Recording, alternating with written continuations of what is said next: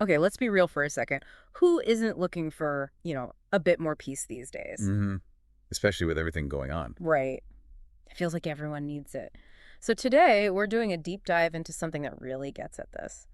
Dr. Bobby Allen's sermon, Peace I Bring to You, Peace I Leave with You. It's a sermon that promises some genuine insights. Yeah, insights into finding that, real, lasting calm we're all sort of searching for. Yeah.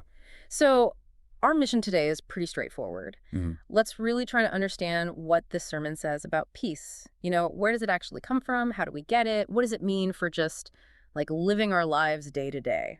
Think of it as a shortcut to getting the core ideas. Exactly. So, where does the sermon start? What's the foundation? Well, it jumps right in, really grounding itself in that verse from John 14:27. You probably know it. Hmm. Peace I leave with you, my peace I give unto you. Not as the world giveth, give I unto you. Let not your heart be troubled, neither let it be afraid. Okay, that's a Uh, powerful start. It really is. Yeah. The sermon immediately draws this really clear line, a contrast between my peace, Christ's peace, and the kind of peace the world offers. What the world gives. Yeah. It's saying they're fundamentally different. Christ's peace isn't just, a temporary fix or dependent on things going well outside. That distinction feels crucial because, worldly peace often feels so flimsy, right? Totally. Like it vanishes the moment trouble hits. Yeah. So the sermon says this true peace is a present promise, something solid, available now. Exactly. Yeah. Available right now, regardless of your circumstances. That's the core idea. But what does that really look like? How is it different in practice? Good question. Well, the sermon argues that our usual ways of finding peace, distractions, entertainment, trying to make everything comfortable, they just don't deliver that deep, lasting peace. They fall short. Right, they're temporary fixes at best. And then it points directly to Jesus as the actual source. Hmm. It brings up that prophecy from Isaiah 9:6, calling him the Prince of Peace. Prince of Peace. We hear that title a lot, especially around Christmas, but what's the sermon's angle on it? It seems to suggest it's more than just a title. That inviting Jesus into your life isn't just symbolic. It's like inviting peace itself to come and dwell within you. Okay, so peace personified almost. In a way, yeah, the very essence of it. And then it uses that story from Mark's gospel, Jesus in the boat during the storm. Oh, right, where he just says, peace be still. Exactly. And the storm just stops. Mm. The sermon uses that, I think, to show Jesus' absolute authority over chaos. Not just waves and wind, but But the internal storms, too, the turmoil inside us.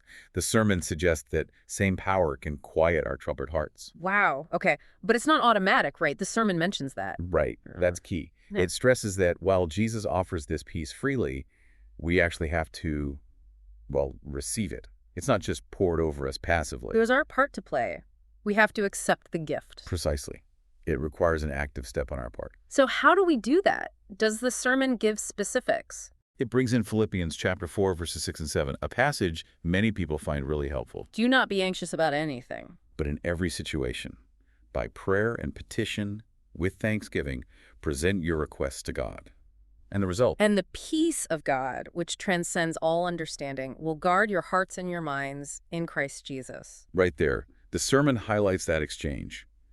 We give God our anxieties, our worries, through prayer. With thanksgiving, interestingly. Yes, that's important too. And in return, we receive this incredible peace, a peace that transcends all understanding. What does that mean, transcends all understanding? How does the sermon explain that? It likely emphasizes that this isn't a peace you can figure out logically or create yourself. It's Uh, beyond that. so it doesn't necessarily make sense based on the situation. Exactly. It's a divine gift that holds you steady even when things look bleak or confusing. The sermon uses this great analogy, God's peace acting like a soldier. A soldier. Yeah, standing guard, protecting your heart and mind like a sentry guarding a city against attacks. Attacks of what? Fear, doubt. Fear, doubt, despair, all those things that try to invade our inner calm. This peace stands guard. That's a powerful image. And how do we, post that guard? Through the prayer. It seems directly tied to that act of prayer, yeah. Consciously handing over the worries. But, the sermon keeps it real. Oh, so? It doesn't promise a life free from problems. It Oh. points to John 16:33, where Jesus himself says, in this world you will have trouble. Right, that's a definite. But take heart. I have overcome the world. So the peace isn't about avoiding trouble. It's about finding peace in the trouble. Exactly. It's a deep calm that can exist right in the middle of the chaos. It helps us navigate those personal storms, money problems, health scares, relationship breakdowns. With a different kind of stability. Yes, an inner stability rooted in Christ, not in the situation improving. Mm. The sermon uses Peter walking on the water here. Ah, okay. How does that fit? Well, think about it.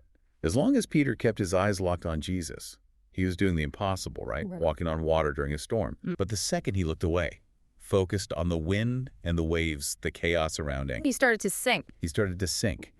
It's about where we fix our focus. That makes sense. Keep the focus on the source of peace, not the storm. That seems to be the message. And it doesn't stop with just us feeling peaceful inside.